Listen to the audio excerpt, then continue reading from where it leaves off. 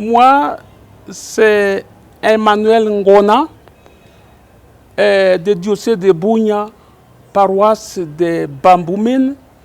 Mais comme missionnaire, j'ai toujours travaillé dans un milieu musulman, au Niger, au Burkina, en Italie, et après ici 2 fois comme provincial.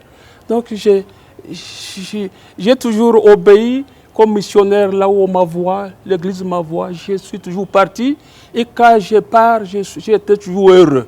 Et je pars avec le cœur ouvert, prêt à accueillir tout le peuple comme je l'ai fait partout où le Seigneur m'a envoyé. Et la clé du bonheur, c'est aimer.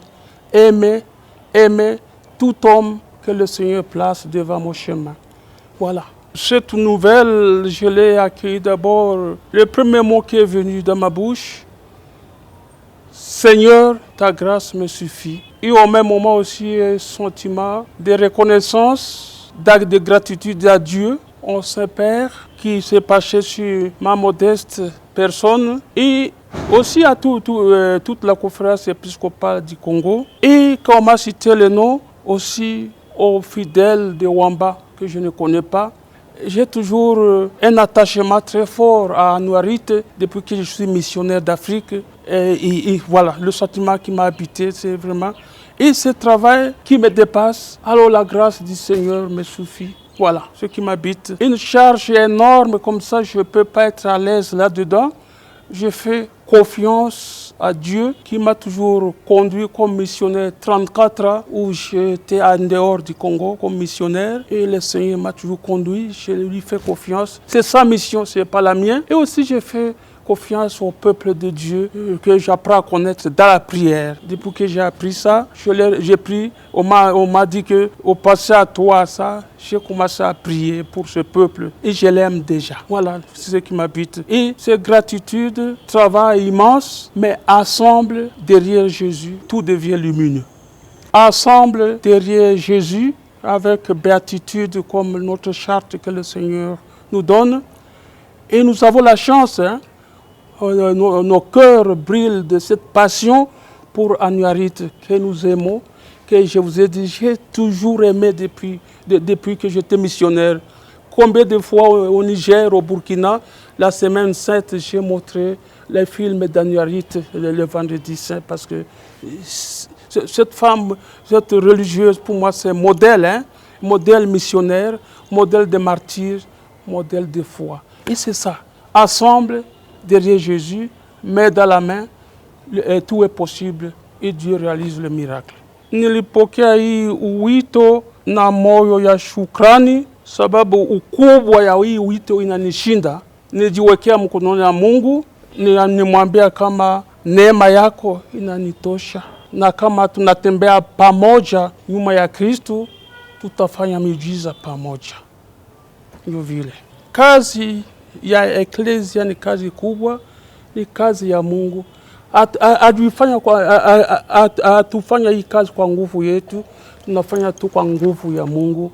Na hii vipaji anatuletea, na pamoja, kila mtu na vipaji yake, mikononi, tunafanya kazi nyuma ya Yesu na injili ya ukweli, ya furaha, na masikilizano inatangazizwa popote. Mimi ni mzaliwa wa province ya Ituri, diocese ya Bunia, parokia ya Bamboumine. Kisha ubadilisho yangu, iko miaka 34, nilifanya kazi ya umisionnaire, nilianza kule Niger, katika nchi ya bamusulmane, miaka 15.